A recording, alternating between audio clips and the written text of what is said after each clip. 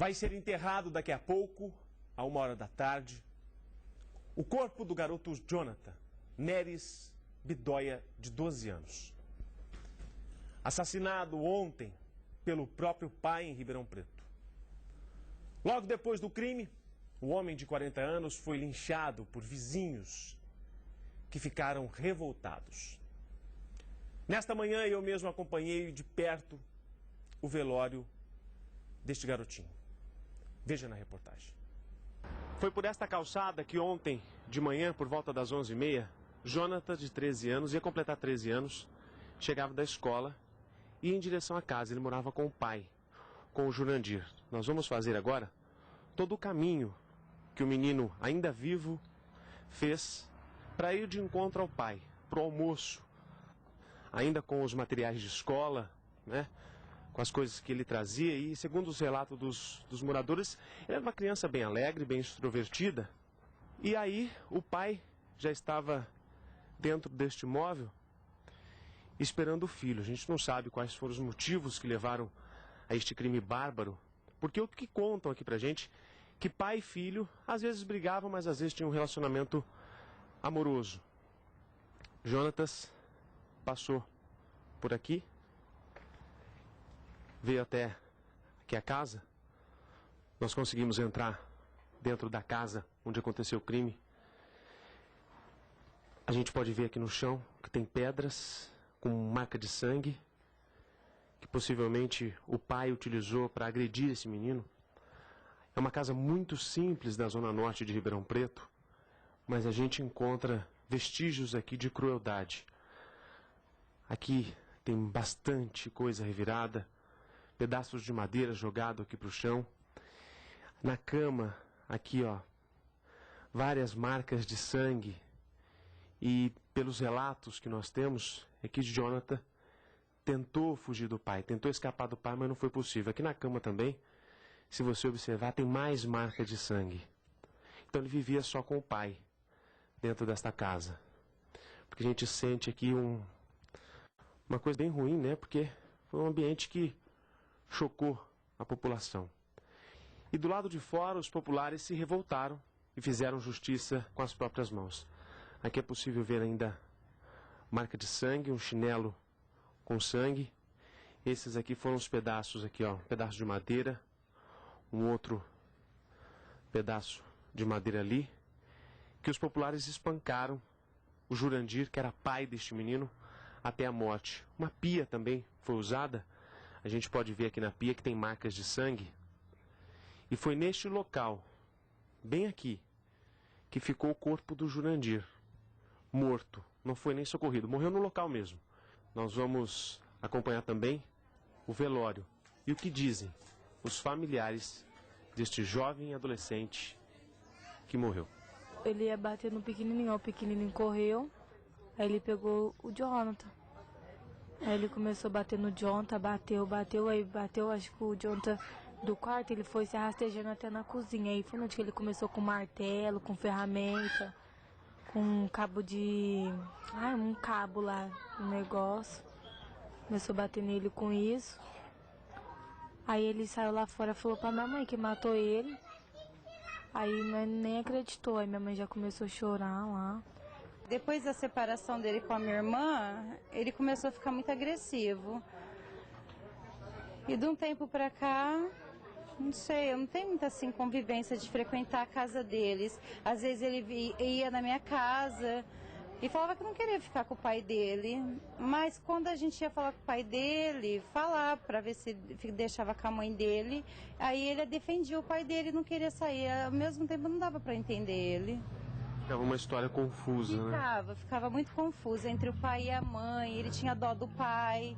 A gente não entende porque o pai dele tinha um amor muito grande por ele. Então é uma coisa que não dá para explicar. Eu acompanhei de perto hoje toda a situação. Acompanhei lá o sofrimento dos familiares, dos amigos. E foi um momento de muita dor em ver o corpo do menino, né, que estava bastante machucado. E como um ser humano, eu não consigo entender.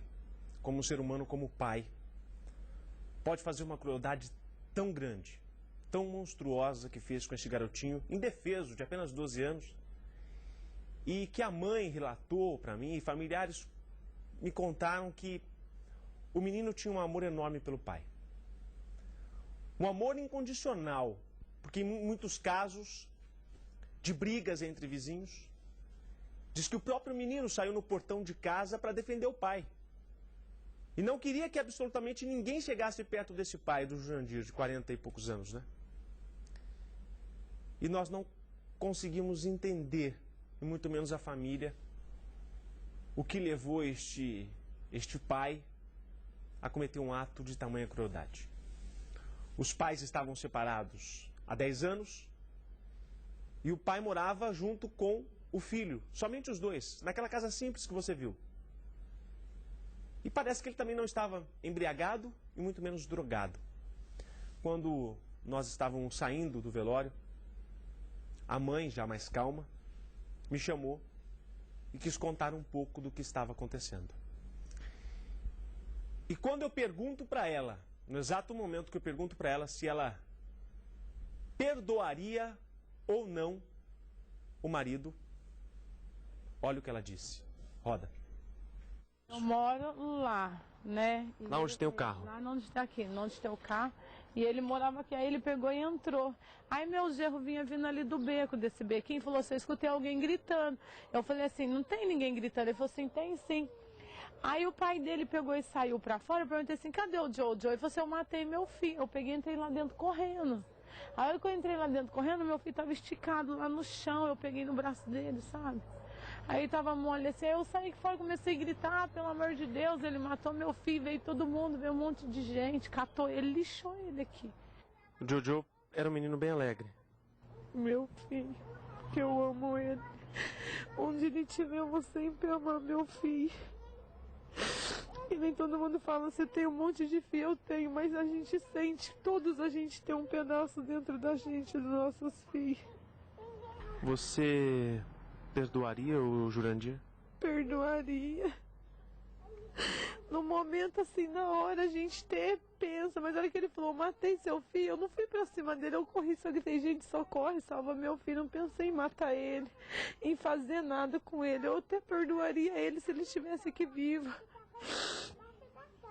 A única coisa que eu peço é que o Senhor abençoe meu filho, guarda a vida dele e leve ele pro céu. Os nossos sentimentos a toda a família, a todos os amigos. A gente sente aqui uma voz embargada, porque conviver numa situação dessa, quando você vê uma criancinha indefesa sendo espancada como que foi, e olha só, olha que menino lindo, não é? Que tinha toda a vida pela frente e que tinha amor no coração, não sabia o que era ódio. Todos falam, né? Que se desse, que os homens tivessem a inocência de uma criança, o amor de uma criança, o carinho de uma criança, o afeto de uma criança, o mundo seria melhor. E era apenas uma criança, que queria apenas viver, queria apenas se divertir, brincar, chegava da escola, não imaginava que a vida dele seria interrompida ontem de forma alguma. Os nossos sentimentos, que descanse em paz aí o Jojo, como era conhecido lá na comunidade. O meu carinho, o meu respeito enorme à comunidade, que hoje estive lá, pela audiência, pelo carinho com que eu fui recebido, por todos os moradores. Meus sinceros agradecimentos a todos vocês, e saibam que nós estamos aqui para ajudar, para colaborar, e vocês podem contar com esse programa quando vocês quiserem. Muito obrigado a todos, e a gente gostaria de agradecer também ao presidente da Câmara, o vereador Walter Gomes, que quando eu estava fazendo a reportagem, a família estava muito desesperada querendo um ônibus. E nós ligamos imediatamente para a presidência, para o senhor Walter Gomes, e ele então solicitou e encaminhou 2 ônibus para que os familiares sejam deslocados até o cemitério Bom Pastor e depois retornassem à sua casa, às suas casas, né, porque eles não têm veículos. Então, os nossos agradecimentos ao vereador Walter Gomes.